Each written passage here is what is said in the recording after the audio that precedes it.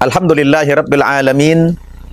Wassalatu wassalamu ala asrafil mursalin Sayyidina Muhammadin wa ala alihi wa ashabihi ajma'in. Amma ba'd. Alhamdulillah, saya telah mengundang salah seorang santriwati kami, mu'allafah, yang baru saja 4 bulan yang lalu memeluk agama Islam, yang diberi nama Nur Afifah. Dan setiap kali kita mendengarkan pengalaman-pengalaman spiritual para mu'allaf ini, Masya Allah, selalu saja berbeda pengalaman yang satu dengan yang lainnya. Dan kali ini akan kita simak bagaimana testimoni pengalaman spiritual saudari kita, Ukhti Nur Afifah, sampai mendapatkan hidayah dari Allah Subhanahu wa Ta'ala. Kita terus menyaksikan siaran-siaran kami ini.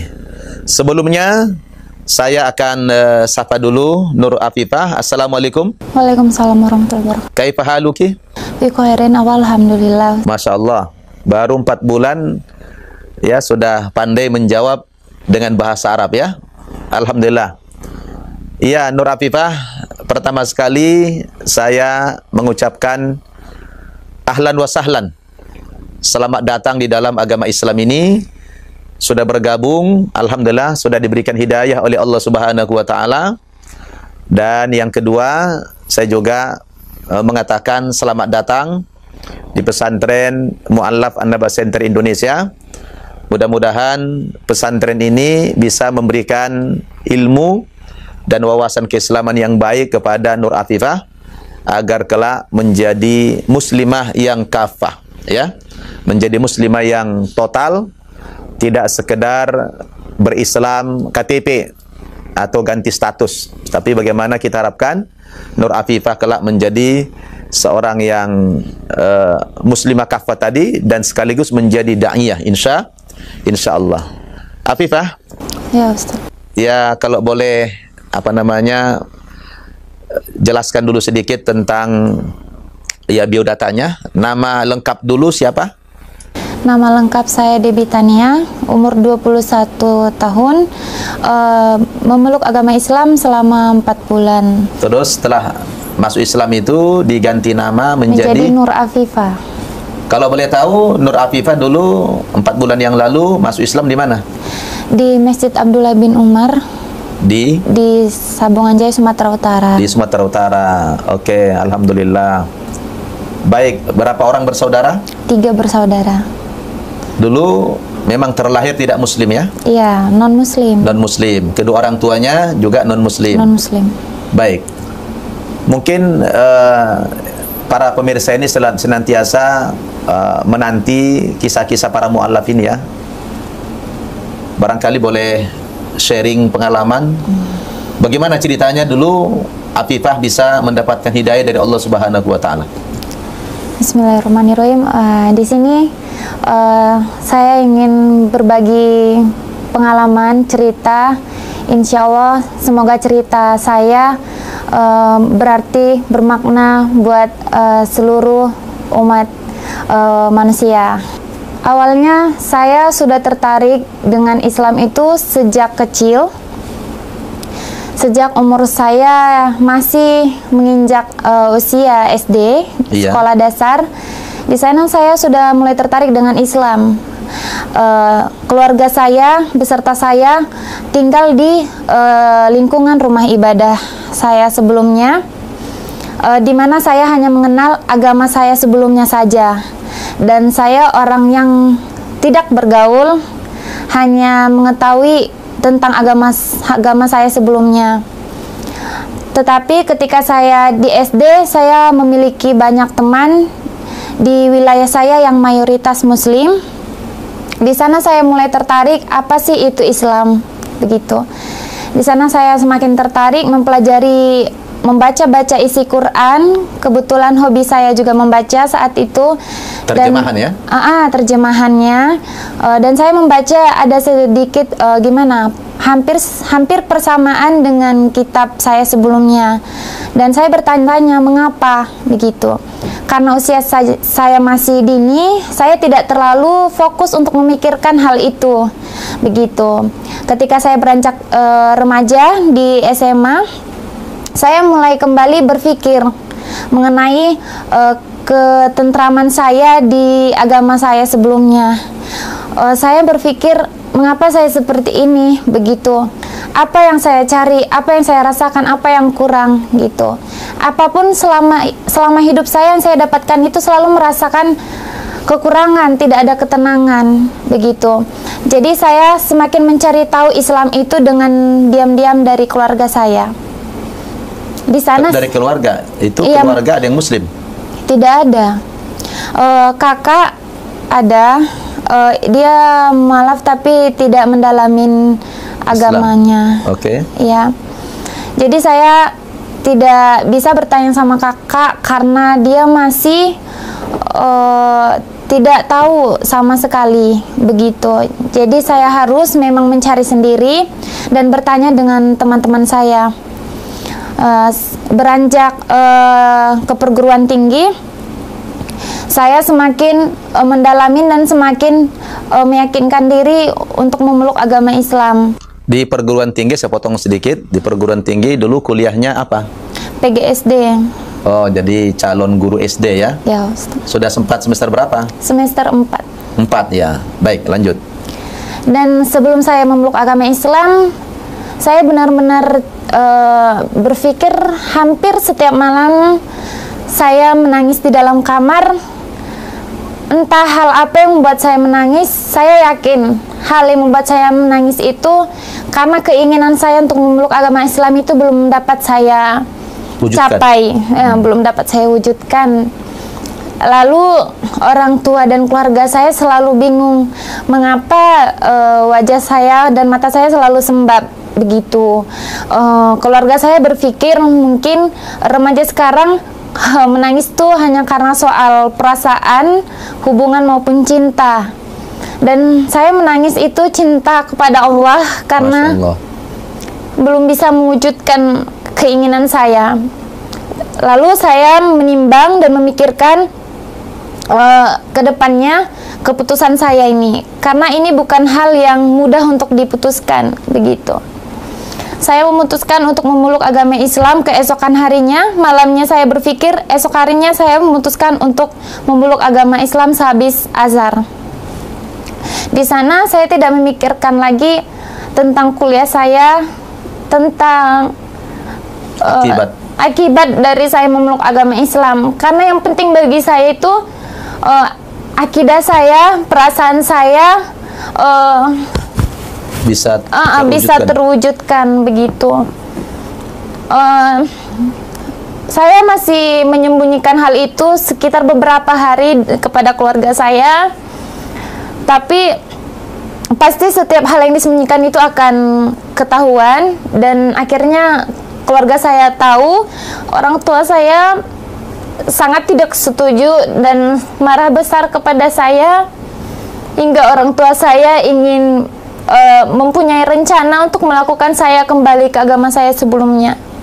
Di sana saya benar-benar berpikir keras untuk menyelamatkan akidah yang saya sudah putuskan itu. Lalu orang tua saya sampai melaporkan ke aparat polisi untuk melakukan pencarian kepada saya, karena saya juga memutuskan untuk meninggalkan keluarga saya demi menyelamatkan akidah saya. Saat itu saya pergi dari rumah subuh, dan alhamdulillah teman saya juga ikut menolong saya. Ketika itu saya tidak setakut sebelum saya memeluk Islam. Setelah saya memeluk Islam, apapun saya lakukan ketika itu untuk menyelamatkan akidah saya, dan sesuatu hal yang tidak kita duga itu selalu datang. ketika cobaan dari keluarga datang, Allah selalu nolong kita dengan cara yang Dia punya gitu.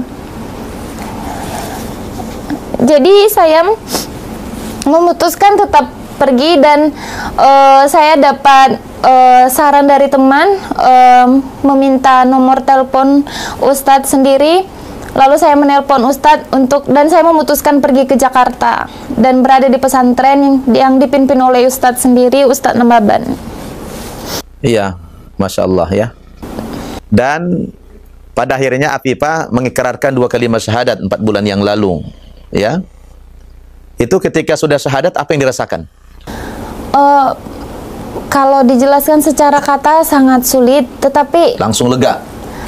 Lega sangat, karena sewaktu sebelum mualaf saya itu selalu mengikuti apa yang dikatakan orang tua, mulai dari soal ibadah di agama saya sebelumnya. Saya selalu ikutin karena setiap di agama saya sebelumnya itu ada tingkatannya. Misalnya SD begini, di rumah ibadah tingkatan ini begini. Saya ikuti semua karena apa?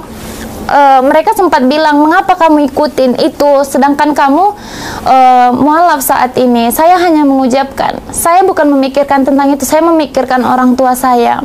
Pasti setiap anak itu sayang sama orang tuanya, begitu. Makanya saya berpikir sejak dulu memikirkan, benar-benar memikirkan secara matang untuk melangkah menjadi seorang mualaf gitu. Dan Afifah, kalau boleh tahu dari mana dulu tahu nomor HP saya? Kebetulan saya aktif di organisasi dan teman saya di organisasi punya saudara yang kuliah di luar kota dan memiliki komunikasi dengan Ustadz, dan saudaranya membantu saya untuk bisa komunikasi dengan Ustadz sendiri. Iya, begitu. Alhamdulillah. Tapi sebelumnya sudah pernah nggak nonton siaran kami dari An-Naba TV nih? Sudah pernah. Apa kesannya? Kesannya luar biasa karena saya semakin terinspirasi begitu. Terinspirasi karena saya juga terkejut ternyata ada khusus orang-orang seperti kami ini begitu yang dibuang dari keluarga. Jangan misalkan tidak dibuang, setidaknya tidak bisa bersama keluarga lagi. Ibaratnya kami ada tempat bernaung. Ada orang tua baru. Ada orang tua baru. Subhanallah. Terus bagaimana kesan-kesan Afifah setelah masuk agama Islam ini? Kesan pesan saya khususnya kepada saudara-saudara seiman. Bukan kesan pribadi dulu, gimana? Oh, kesan pribadi. Ya. Kesan pribadi saya merasa benar-benar sesungguhnya inilah yang benar. Alhamdulillah. Inilah yang benar. Inilah yang dicari. Inilah penuntun jalan terakhir. Inilah penyelamat kita. Subhanallah. Jadi sudah mantap imannya ya. Terus ada nggak cita-citanya ke depan apa? Cita-citanya saya benar-benar pengen bisa menjadi pendakwah. Subhanallah. Kalau jadi pendakwah nanti siapa dulu yang mau didakwahi? Keluarga saya pasti. Keluarga, orang tua dulu. Kira-kira sudah mulai pede nanti ya, bisa mengajak orang tua. Ya, sedih nggak kalau orang tuanya tidak Muslim begitu? Sangat. Sangat sedih. Harapan Afifah ingin orang tua dan keluarga semua seiman. Seiman dengan saya. Alhamdulillah. Sama ibadah dengan saya dan bertemu di surga kelak. Subhanallah. Luar biasa Afifah, sangat menghayati Islam ini ya. Setelah ibadah, sholat begitu rasanya beda nggak dengan dulu? Beda sangat. Dulu saya beribadah tidak ada aturannya. Sekarang saya beribadah ingin menghadap kepada Allah dengan keadaan niat yang bersih, hati yang bersih, pikiran yang bersih, dan keadaan yang bersih. Subhanallah, alhamdulillah. Iya, luar biasa. Dan kita harus mendukung mereka para mu'allaf ini. Apapun ceritanya, mari kita rangkul mereka para mu'allaf ini. Kita jadikan mereka anak-anak kita, saudara kita, keluarga kita, supaya mereka kuat di dalam berislam ini. Terus ada pesan-pesan khusus mungkin kepada orang tua, kepada keluarga? Ya, ada Ustaz. Silakan berikan pesan. Buat orang tua saya dimanapun berada, saya sendiri sungguh sangat menyayangi kalian karena saya memeluk agama ini bukan karena untuk meninggalkan kalian, bukan. Karena saya sayang sama mama, bapak, dan kakak adik saya. Saya tidak ingin kalian kekal di neraka. Jadi saya ingin menyelamatkan kalian kelak. Karena kematian dan akhir bukanlah sesuatu yang bisa kita tahu kapan datangnya, begitu. Jadi harapan sebelum meninggal masuk Islam lah ya? Iya Ustadz. Baik, kalau pesan kepada umat Islam apa? Pesan kepada seluruh umat Islam, khususnya penonton siaran Anda TV, bersyukurlah masih bisa beribadah, bersyukurlah menjadi Islam, bisa beribadah kepada Allah dengan mudah, tidak ada halangan dan tidak perlu seperti kami yang harus meninggalkan keluarga. Seluruh umat Islam yang masih memeluk agama Islam masih dapat beribadah bersama keluarga, dan bersyukurlah masih memeluk agama benar, yaitu Islam. Alhamdulillah. Iya, Afifah sudah tidak terasa ya, sebenarnya masih ingin berlama-lama cerita testimoni, tapi saya lihat Afifah sudah tidak kuasa menahan harunya ya, dan tidak bisa lagi membendung air matanya ya.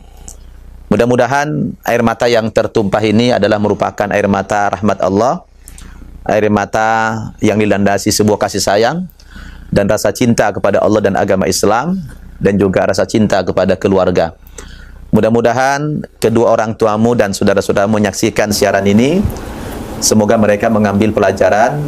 Ternyata Afifah masuk agama Islam bukan karena mau kawin ya. Bukan. Ya, itu sudah dari sejak kecil sudah mulai terpengaruh dengan agama Islam karena berada di lingkungan mayoritas muslim, menyaksikan orang sehari-hari sholat, membaca Al-Quran, apalagi ada menjelang azan biasanya ada bacaan-bacaan Quran ya.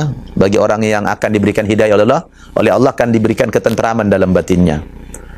Baik pemirsa An-Naba TV rahimakumullah, luar biasa sudah banyak kita gali pengalaman-pengalaman religius para santri kami, mu'allaf dan mu'allafah. Setiap kali kita mengungkap perjalanan hidup mereka, bagaimana mendapatkan hidayah dari Allah Subhanahu wa Ta'ala, selalu menggetarkan dan mengharukan kita semua.